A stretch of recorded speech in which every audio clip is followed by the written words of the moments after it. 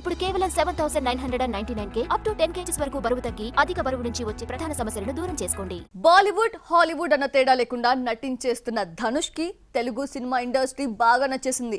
Sir తో మొదలు Telugu movies continuous గా చేయాలి అని డిసైడ్ అయిపోయాడు.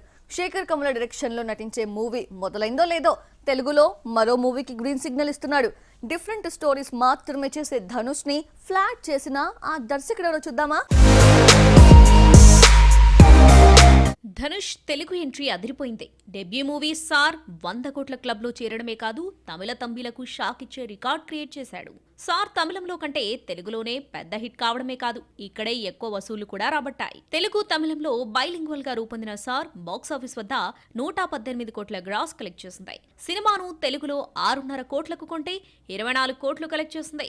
ఇంత భారీ విజయం తీసుకొచ్చిన టాలీవుడ్ పై ధనుష్ ఇంట్రెస్ట్ చూపిస్తూ తమిళంతో పాటు తెలుగులో వరుస సినిమాలు చేస్తున్నాడు. సార్ తర్వాత ధనుష్ తెలుగులో నటిస్తున్న సినిమాకు కుబేరా అన్న టైటిల్ పెట్టారు. ఈ సినిమాతో శేఖర్ కమల పాన్ ఇండియాలోకి అడుగు పెడుతున్నాడు. సినిమా ఇంకా సెట్స్ పై ఉండగానే తెలుగు దర్శకులు చెబుతున్న కథలు వింటూ మరో కథకు ధనుష్ గ్రీన్ సిగ్నల్ ఇచ్చాడని తెలిసిందే. శర్వానంద్, ప్రియాంక, అరుల్ మోహన్ జంటగా శ్రీకారం తీసిన కిషోర్ ధనుష్ కు కథ చెప్పాడని, హీరో కూడా గ్రీన్ సిగ్నల్ కూడా ఇచ్చాడని టాక్. నిర్మాత దిల్ రాజు ఈ సినిమాను నిర్మించే అవకాశం ఉంది.